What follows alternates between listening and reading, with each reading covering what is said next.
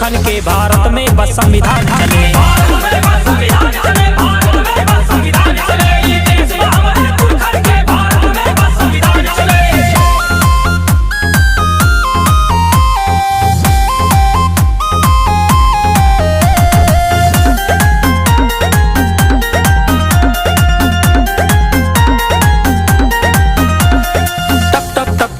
पसीना खून के आंसू पियत रहे, इतिहास पढ़ाया आजादी से पहले सब कैसे जियत रहे, पहले सब कैसे जियत रहे।